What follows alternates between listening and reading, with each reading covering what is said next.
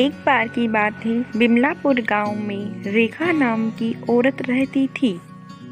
रेखा अभी अभी अपने पति मुकुल के लिए कॉफी बनाकर किचन से निकली थी। सामने से लता को आता देख उनका पारा चढ़ गया। आ गई महारानी, जब सारा काम हमें ही करना है तो तुम्हारा क्या काम है? यहाँ तुम्हें पता नहीं कि हमें सुबह उठते ही कॉफी पीने की आदत है?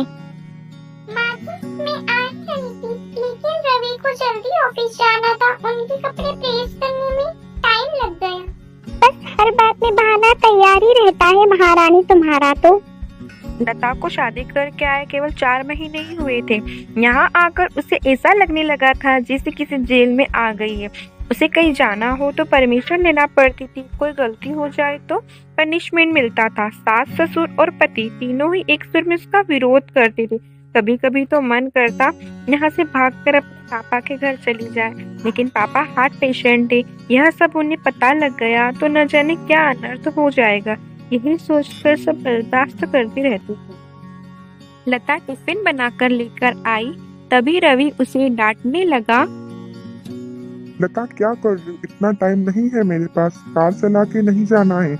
मेट्रो में कितना समय लगता है तुम्हें पता है।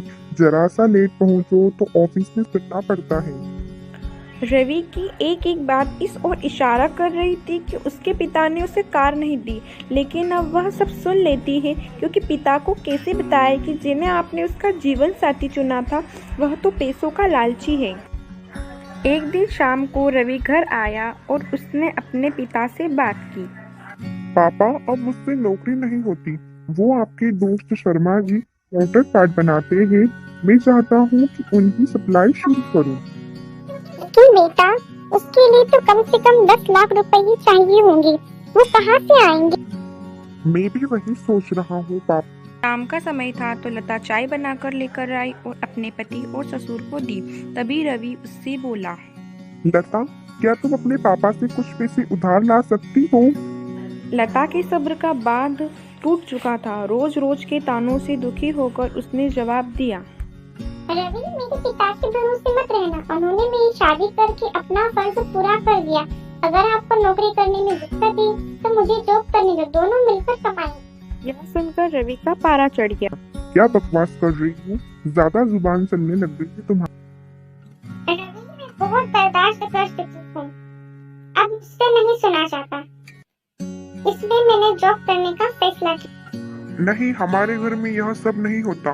तुम्हें जॉब करना है तो अपने घर चली जाओ। मुझे पता था तुम यही कहोगे। मैंने वकील से बात कर ली है, मैं जल्द ही तलाक ले लूं।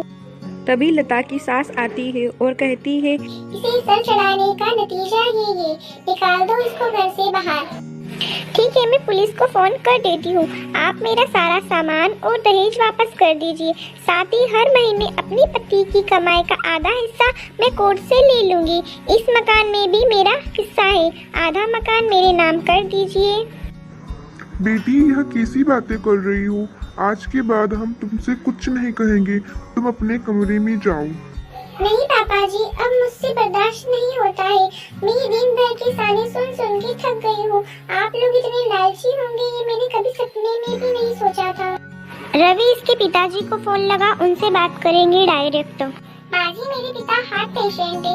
अगर इस बात को सुनकर उन्हें कुछ भी हुआ तो इस बात की जिम्मेदार सिर्फ और सिर्फ आप लोग रहेंगे। कि तुम्हें क्या हो गया है लता? आज से पहले तो तुमने कभी ऐसी बात नहीं की थी। मैं आज तक आपके और मम्मी पापा के ताने सुनते आई हूँ, अब उससे बर्दाश्त नहीं होता है। 20 लाख रुपए मेरे पापा ने शादी में खर्च किए, फिर भी आपको कार चाहिए, बिजनेस करने के लिए पैसा चाहिए। लता ने जाते हुए कहा, अगर आपने मेरे पापा को कुछ भी बताया तो मैं आपको अरेस्ट करवा दूंगी। तलाक का नोटिस आपको मिल जाएगा, उस पर चुपचाप साइन कर दीजिएगा। लता वहां से अपनी फ्रेंड के फ्लैट के लिए निकल गई। एक दिन पहले उसी ने उसे हक के साथ अपना आत्मसम्मान बचाने के लिए समझाया था। कोमल, मैं आ तो गई हूँ, लेकिन अब आगे क्या करना होगा?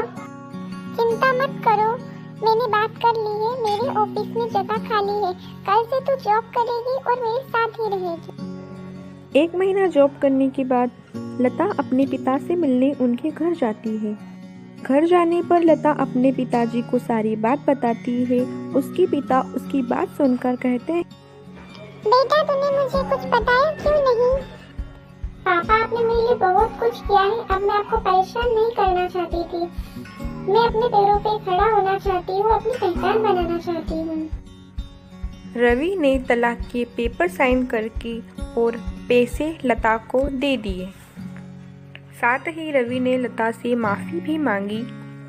तभी लता बोली, नहीं रवि, मैं तुम्हें और तुम्हारे मम्मी पापा को माफ नहीं कर सकती हूँ। आप सबकी वजह से मेरे पापा को बहुत कुछ सहना पड़ा। अब मैं उन्हें और दुख नहीं देना चाहती हूँ।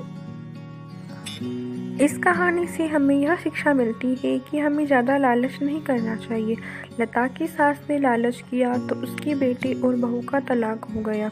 उसके बेटे की ज़िंदगी खराब हो गई। इसलिए हमें ज़्यादा लालच नहीं करना चाहिए। लालच का फल हमेशा बुरा ही रहता है।